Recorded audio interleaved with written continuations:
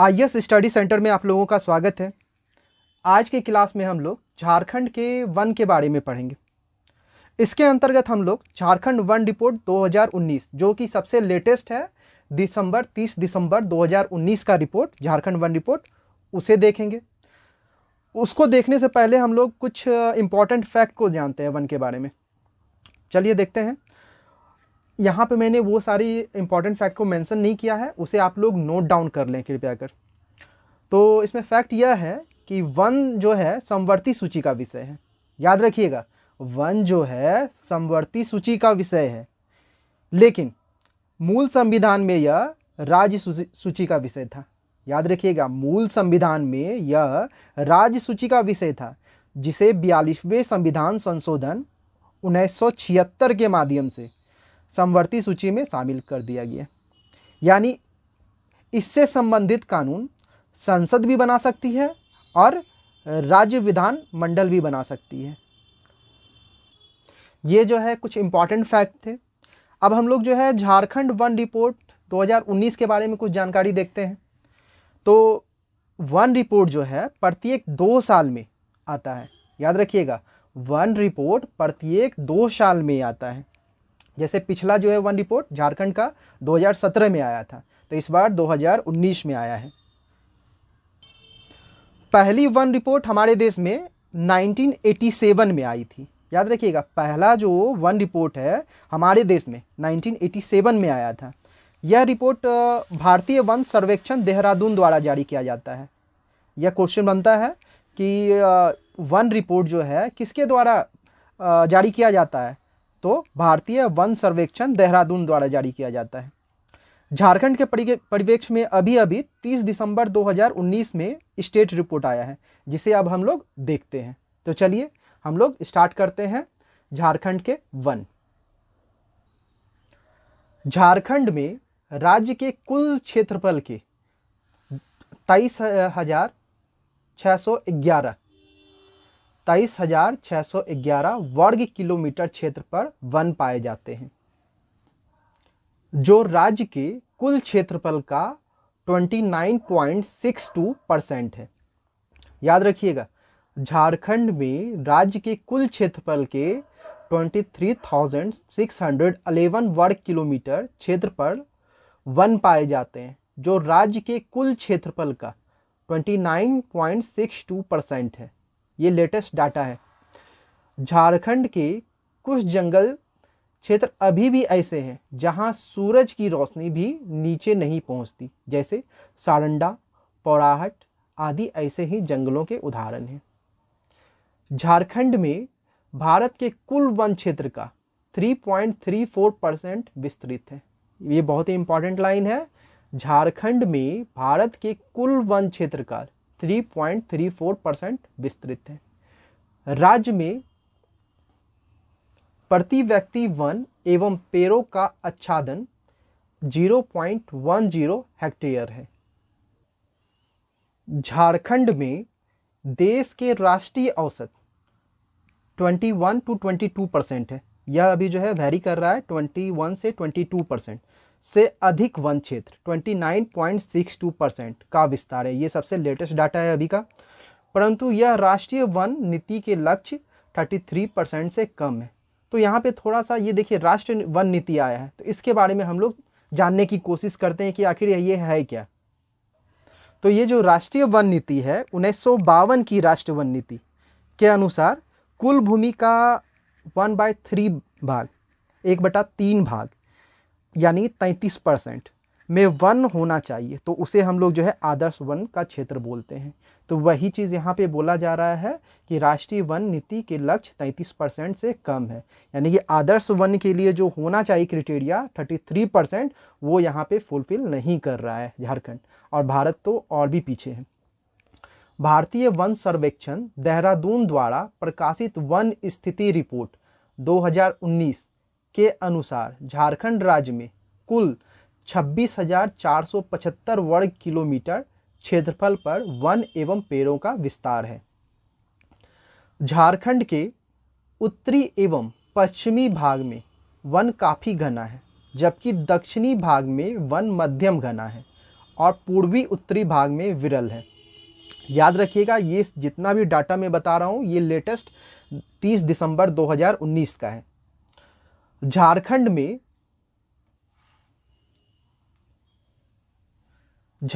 में सर्वाधिक वन क्षेत्रफल वाला जिला पश्चिमी सिंहभूम 3366 3366 वर्ग किलोमीटर है। याद रखिएगा, बहुत ही इंपॉर्टेंट क्वेश्चन।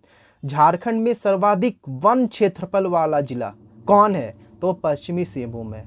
इसके बाद आप किसका स्थान आता है देखते हैं, तथा इसके बाद क्रमशः लातेहार एवं चतरा का स्थान आता है। याद रखिएगा, सबसे सर्वाधिक वन क्षेत्रफल वाला जिला पश्चिमी सिंहभूम है। अगला है झारखंड में न्यूनतम वन क्षेत्रफल वाला जिला जामताड़ा 97 वर्ग किलोमीटर 1997 वर्ग किलोमीटर है, तथा इसके बाद क्रमशः देवघर एवं धनबाद का स्थान आता है। यह भी बहुत इंपॉर्टेंट क्वेश्चन बनता है। झारखंड में न्यूनतम वन क्षेत्रफल वाला जिला कौन है? तो जामताड़ा है। अब आगे हम लोग बढ़ते हैं। झारखंड में सर्वाधिक वन प्रतिशत वाला जिला लातेहार 56.02% है, 56.02% है, तथा इसके पश्चात चतरा एवं पश्चिमी सिंहभूम का क्रमशः स्थान है। यहाँ पे क्या क्वेश्चन बन रहा है? सर्वाधिक वन प्रतिशत वाला जिला कौन सा है? तो लातेहार है। झारखंड में न्यूनतम वन प्रतिशत वाला जिला जामताड़ा है। यहाँ भी प्रश्न बन रहा है, न्यूनतम वन प्रतिशत यहाँ पे है वाला जिला कौन सा है? जामताड़ा 5.36%, तथा इसके बाद क्रमशः देवघर एवं धनबाद का स्थान आता है। अब हम लोग जो है वनों का विभाजन देखेंगे, किस किस तरह से विभाजन किया जाता है। 2-3 तरह का है, तो अब स्टार्ट शुरू से करते हैं हम लोग। तो पहला विभाजन है वनों का प्रशासनिक विभाजन। वनों का प्रशासनिक विभाजन, वनों के संरक्षण के लिए प्रशासनिक दृष्टि से वन को 3 श्रेणियों में विभाजित किया गया है।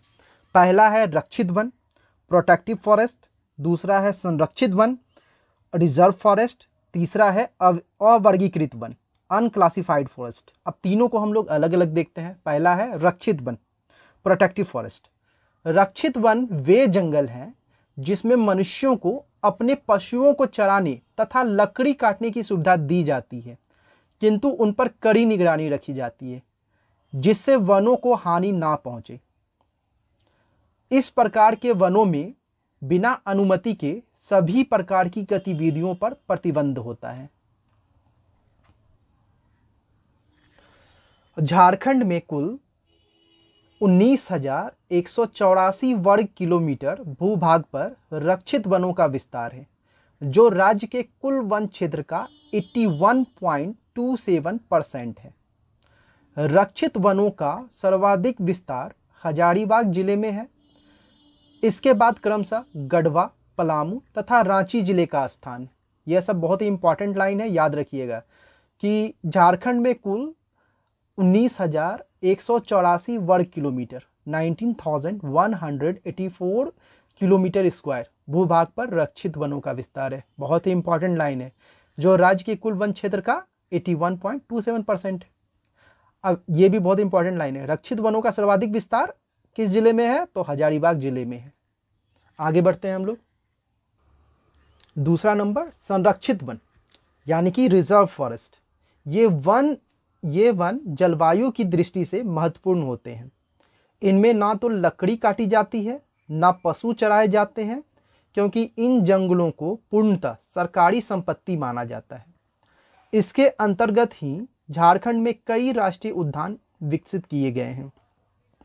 सबसे बड़ा वन क्षेत्र पौड़ाहट और कोलाहन संरक्षित वन क्षेत्र है। बहुत ही इंपॉर्टेंट लाइन एग्जाम के व्यू से। सबसे बड़ा वन क्षेत्र पौड़ाहट और कोलाहन संरक्षित वन क्षेत्र है। इसके अतिरिक्त राजमहल एवं पलामू के वन क्षेत्र भी संरक्षित वनों के अंतर्गत आते हैं। झारखंड में कुल 4,387 किलोमीटर स्क्वायर भूमि पर संरक्षित वनों का विस्तार है, जो राज्य के कुल वन क्षेत्र का 18.58% है। ये सब डाटा याद रखिएगा, क्योंकि ये बहुत ही ये लेटेस्ट डाटा है। 30 दिसंबर 2019 का डाटा है, ये सबसे लेटेस्ट डाटा है। झारखंड में कुल 4,387 वर्ग किलोमीटर भूमि पर संरक्षित वनों का विस्तार है, जो राज्य के कुल वन क्षेत्र का 18.58% है। अब अगले वन की ओर बढ़ते हैं हम लोग, जो कि है अवर्गीकृत वन, अनक्लासिफाइड फॉरेस्ट। यह वन स्वतंत्र वन के नाम से भी जाना जाता है। ये वन वे हैं जो रक्षित एवं संरक्षित वनों के अतिरिक्त होते हैं। इनमें लकड़ी काटने के लिए और पशुओं को चराने के लिए सरकार की ओर से कोई प्रतिबंध नहीं रहता है, लेकिन सरकार इसके लिए शुल्क लेती है। झारखंड में कुल 33 वर्ग किलोमीटर 33 किलोमीटर स्क्वायर भूमि पर अवर्गीकृत वनों का विस्तार है, जो राज्य के कुल वन क्षेत्र का मात्र 0.14% है। राज्य का सबसे बड़ा अवर्गीकृत वन क्षेत्र साहेबगंज है। बहुत ही इंपॉर्टेंट लाइन, राज्य का सबसे बड़ा अवर्गीकृत वन क्षेत्र साहेबगंज है। इसके बाद क्रमशः पश्चिमी सिंहभूम, दुमका तथा हजारीबाग का स्थान आता है। झारखंड में जलवायु और वृक्षों के प्रकार के आधार पर दो प्रकार के वन प्रदेश पाए जाते हैं। पहला होता है आर्द्र पर्णपाती वन और दूसरा होता है शुष्क पर्णपाती वन। तो हम लोग मानचित्र पे देखते हैं कि कहाँ कहाँ पे ये पाए जाते हैं। तो पहले हम लोग आर्द्र पर्णपाती वन को देखते हैं। मैंने ये ब्लैक से सर्कल किया है जगहों को। ये जो है आर्द्र पर्णपाती वनों का क्षेत्र है, जिसके अंतर्गत देखिए सिंहभूम का क्षेत्र आ रहा है, ठीक है, दक्षिणी रांची का, उसके बाद दक्षिणी लातेहार का, संथाल परगना का क्षेत्र आएगा। तो ये सारे क्षेत्र जो है आर्द्र पर्णपाती वन के अंतर्गत आएंगे। बाद बाकी जो मैंने रेड कलर से लेवलिंग किया है वो शुष्क पर्णपाती वन का क्षेत्र है, इसके अंतर्गत जो है पलामू, गिरिडीह, सिंहभूम का भी कुछ क्षेत्र आ रहा है, धनबाद, संथाल परगना आदि के क्षेत्र जो है इस वन के अंतर्गत आएंगे। अब इसे हम लोग डिटेल में देखते हैं। उष्णकटिबंधीय, पहला है उष्णकटिबंधीय आर्द्र पर्णपाती वन प्रदेश। यह वन क्षेत्र दक्षिणी झारखंड में पूर्वी एवं पश्चिमी सिंहभूम क्षेत्र में व्याप्त है। मैंने अभी तुरंत मैप पे दिखाया। इसका कुछ विस्तार दक्षिणी रांची, दक्षिणी लातेहार एवं पूर्वी संथाल परगना क्षेत्र में भी है। अब यहाँ पे देखिए एक विभाजक रेखा तैयार किया जा सकता है आर्द्र पर्णपाती वन और शुष्क पर्णपाती वन के बीच में।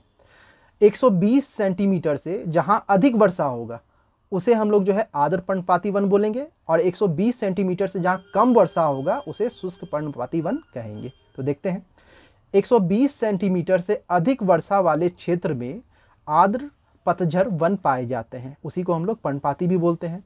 इसी कारण ऐसे क्षेत्र को आर्द्र पर्णपाती वन प्रदेश कहा जाता है। यह सागरीय मौसम से प्रभावित जलवायु क्षेत्र है जहां अधिक वर्षा होती है। इन वनों में साल, शीशम, जामुन, प्लास, सेमल, महुआ, बांस, कुसुम, आसन, पियार, खैर, गम्हार, करंज आदि वृक्ष पाए जाते हैं। साल के वृक्ष की ऊंचाई अधिक होती है तथा इसे पर्णपाती वनों का राजा भी कहा जाता है। यह प्रश्न बनता है, याद रखिएगा, पर्णपाती वनों का राजा किसे कहा जाता है? तो साल वृक्ष को। राज्य के 2.66% भूभाग उष्णकटिबंधीय आर्द्र वन प्रदेश के अंतर्गत आते हैं। ये सब लेटेस्ट डाटा है, याद रखिएगा। इस क्षेत्र के वन अपेक्षाकृत काफी घने होते हैं। इसका मूल कारण आर्द्र जलवायु है। अब अगला हम लोग देखते हैं उष्णकटिबंधीय शुष्क पर्णपाती वन प्रदेश। शुष्क पर्णपाती वन का तात्पर्य अल्प वर्षा वाले क्षेत्र के वनों से है। इस प्रकार के वनों का विस्तार झारखंड के उत्तरी प्रदेशों के तीनों क्षेत्रों में देखा जाता है। उत्तरी गढ़वा, पलामू और चतरा जिला के क्षेत्रों में, उत्तरी हजारीबाग, कोडरमा, गिरिडीह और देवघर जिला के क्षेत्रों में तथा राजमहल पहाड़ी के पश्चिमी ढाल क्षेत्रों में। 120 सेंटीमीटर से कम वर्षा वाले क्षेत्रों में शुष्क पतझड़ वनों का विकास हुआ है। इसी कारण ऐसे क्षेत्र को शुष्क पर्णपाती वन प्रदेश कहा जाता है। इनमें घास एवं झाड़ियों की प्रधानता होती है। इसके अतिरिक्त बांस, नीम, पीपल, खैर, पलास, कटहल, गुलर, आंवला, सेमर, हर्रे एवं आसन आदि के वृक्ष इन वन प्रदेशों में पाए जाते हैं। इनके साथ सबई, खस, घास आदि वनस्पतियां मिलती हैं। अब हम लोग जो है वन संपदा को देखेंगे कि यहाँ पे किस प्रकार के जो है वृक्ष या फल फूल जो भी है पाए जाते हैं। वन संपदा के अंतर्गत उपजों को दो वर्गों में रखा जाता है, मुख्य उपज या बड़ी उपज बोलते हैं जिसे, दूसरा गौण उपज या लघु उपज। अब दोनों को हम लोग बारी बारी देखते हैं। पहला है मुख्य उपज। मुख्य वनोपज के अंतर्गत केवल लकड़ियों के उत्पाद को गिना जाता है। देखते हैं उसमें कौन कौन सा है। पहला है साल या सखुआ वृक्ष। अत्यंत कठोर होने के कारण साल की लकड़ी का प्रयोग इमारती लकड़ियों, फर्नीचर बनाने, रेल के डिब्बे, पटरियां के स्लैब आदि के निर्माण में किया जाता है। साल के पुष्पों को, ये बहुत ही इंपॉर्टेंट लाइन है, याद रखिएगा, क्वेश्चन बनता है। साल के पुष्पों को सड़ई फूल तथा इसके बीज से निकाले जाने वाले तेल को कुजरी तेल कहा जाता है। प्रश्न बनता है साल को और किस नाम से जाना जाता है, तो सड़ई के नाम से जाना जाता है। स्थानीय नाम साल का सड़ई हो जाता है और साल का जो है पुष्प है उसको हम लोग सड़ई फूल बोलते हैं। इसके बीज से जो तेल निकलता है उसे कुजरी तेल कहा जाता है। इस तेल का प्रयोग प्राकृतिक चिकित्सा के लिए किया जाता है। यह झारखंड का राजकीय वृक्ष है। साल जो है झारखंड का राजकीय वृक्ष है, याद रखिएगा। अगला है शीशम। अत्यंत मजबूत होने के कारण इसका प्रयोग फर्नीचर बनाने के लिए किया जाता है। अगला है महुआ। यह झारखंड का सर्वाधिक उपयोगी वृक्ष है क्योंकि इसकी लकड़ी, फल, फूल तथा बीज सभी का उपयोग होता है। इसकी लकड़ी काफी मजबूत होने के कारण दरवाजा, खंभे आदि बनाए जाते हैं। इसके फूल से शराब बनाए जाते हैं। महुआ के फूल से शराब बनाए जाते हैं, याद रखिएगा, तथा फल सब्जी के रूप में एवं बीज तेल निकालने हेतु प्रयुक्त होता है। अगला है केंदू। इसकी लकड़ी तो उपयोगी होती ही है किंतु सर्वाधिक उपयोगी इसकी पत्तियां होती है। इनकी पत्तियों से बीड़ी एवं तंबाकू के मिश्रण तैयार किए जाते हैं। अगला है सागौन, टीक जिसको हम लोग बोलते हैं। इसकी लकड़ी काफी मजबूत और सुंदर होती है जिसका प्रयोग फर्नीचर, रेल के डिब्बे, हवाई जहाज आदि के लिए किया जाता है। अगला है हरड़ बहेरा। स्थानीय भाषा में हरड़ को हर्रे, हरी तकी आदि भी कहते हैं जबकि बहेरा को बेहरा कहते हैं। हर्रे का उपयोग दवाई के लिए किया जाता है जबकि बहेरा का उपयोग भी दवाई और लकड़ी के लिए किया जाता है। प्रसिद्ध दवाई त्रिफला चूर्ण में हर्रे बहेरा के साथ आंवला होता है। रंगाई की सामग्रियां बनाने में भी इसका उपयोग होता है। अगला है सेमल। इसकी लकड़ी हल्की, मुलायम और सफ़ेद होती है जिसका प्रयोग पैकिंग के लिए पेटियां बनाने में, तख्तियां एवं खिलौना बनाने के लिए किया जाता है। इससे रुई का उत्पादन भी किया जाता है। सेमल से रुई का भी उत्पादन किया जाता है। अगला है गम्हार। लकड़ियों पर नक्काशी की दृष्टि से यह अत्यंत महत्वपूर्ण है। नेक्स्ट जामुन। पानी में भी अत्यधिक दिनों तक खराब नहीं होने का गुण पाए जाने के कारण इसका सर्वाधिक प्रयोग कुओं के आधार के रूप में किया जाता है। इसका अन्य प्रयोग फर्नीचर निर्माण हेतु किया जाता है। इसके बीजों से दवा निर्मित किया जाता है तथा इसके फलों का उपयोग खाने के लिए होता है। अगला है आम। यह लकड़ी महत्वपूर्ण इमारती लकड़ी है तथा इसके फलों को भी हम लोग खाते ही हैं। अगला है कुसुम। इसकी लकड़ी भी इमारती प्रयोग में तथा कृषि औजारों के निर्माण में प्रयुक्त होता है। बहुत ही मजबूत लकड़ी इसका होता है। इसके फल खाए जाते हैं तथा बीज से तेल तैयार होता है। अगला है करंज। करंज की लकड़ी से ज़्यादा उपयोगी इसका बीज होता है जिससे तेल प्राप्त किया जाता है। नेक्स्ट है पैसार। यह लकड़ी भी काफ़ी मजबूत होता है। फर्नीचर के निर्माण में इसका उपयोग किया जाता है। अन्य इमारती लकड़ी इसी के अंतर्गत तून, करम, आसन, पांदन, सिद्धा, ढेला, नीम, कटहल, धावड़ा, पियार, अमलतास, पीपल इत्यादि। अब हम लोग जो है गौण उपज को देखते हैं। इसमें पहला नंबर लाह का आता है। विश्व में भारत की एकमात्र भारत ही एकमात्र ऐसा देश है जहां लाह का उत्पादन सबसे अधिक होता है। दूसरी ओर भारत में झारखंड ही कुल उत्पादन का 50% पैदा करता है। यानी भारत में झारखंड जो है 50% लाह का उत्पादन करता है। लेसिफर लक्का या लाह का कीड़ा से ही इसका उत्पादन होता है, याद रखिएगा, लेसिफर लक्का। लाह उत्पादन के लिए उपयुक्त वातावरण है। समुद्र तल से 350 मीटर ऊंचा भूभाग का होना, तापमान 12 डिग्री सेल्सियस तक होना तथा वर्षा 150 सेंटीमीटर से कम होना। लाह उत्पादन यहाँ 4 मौसमों में होता है, जिसे लाह का प्रकार भी कहते हैं। यानी मौसम के आधार पर इसके प्रकार को विभाजित किया जाता है। देखते हैं कौन कौन सा है। पहला है वैशाखी लाह।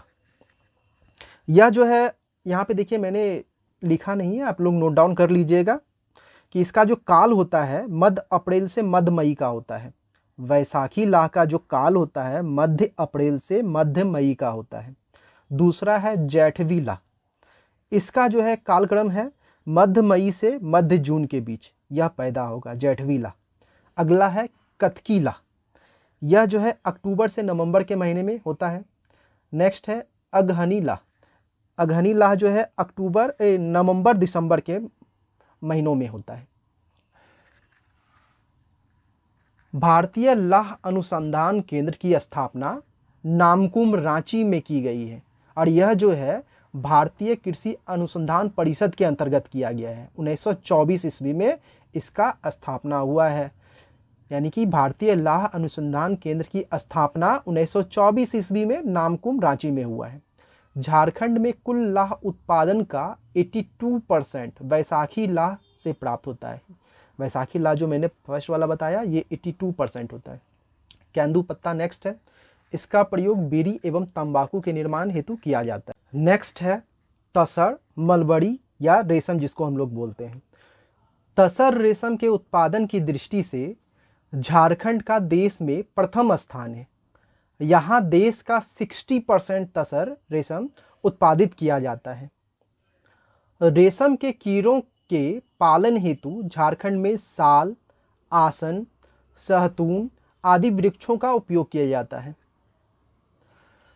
राज्य की राजधानी रांची के नगड़ी में भारत सरकार द्वारा तसर अनुसंधान केंद्र की स्थापना की गई है। बहुत ही इंपॉर्टेंट लाइन, राज्य की राजधानी रांची के नगड़ी में भारत सरकार द्वारा तसर अनुसंधान केंद्र की स्थापना की गई है। रेशम आधारित उत्पादों के विकास हेतु सन 2006 में राज्य सरकार द्वारा झारखंड सिल्क टेक्सटाइल एवं हैंडीक्राफ्ट डेवलपमेंट कॉरपोरेशन, जिसको झारक्राफ्ट के नाम से हम लोग जानते हैं, का गठन किया गया है। कब किया गया है? 2006 में। अगला जो है गौन प्रोडक्ट है वो है चिरौंजी। पियार वृक्ष के बीज के भीतर से जो बीज का आंतरिक भाग प्राप्त होता है उसे ही चिरौंजी कहते हैं। पियार एक वृक्ष है, उसके बीज जो होता है, सीड जो होता है, उसके भीतर से जो उसका आंतरिक भाग प्राप्त होता है उसे ही हम लोग चिरौंजी कहते हैं। फिर से सुनिए, पियार वृक्ष के बीज के भीतर से जो बीज का आंतरिक भाग प्राप्त होता है उसे ही चिरौंजी कहते हैं। अगला है कत्था। पलामू के जंगल खैर वृक्षों से भरे पड़े हैं। पलामू के जंगल में खैर के वृक्ष बहुत मात्रा में पाए जाते हैं। खैर वृक्षों की लकड़ियों को खौलाकर उसके रस से कत्था का उत्पादन किया जाता है।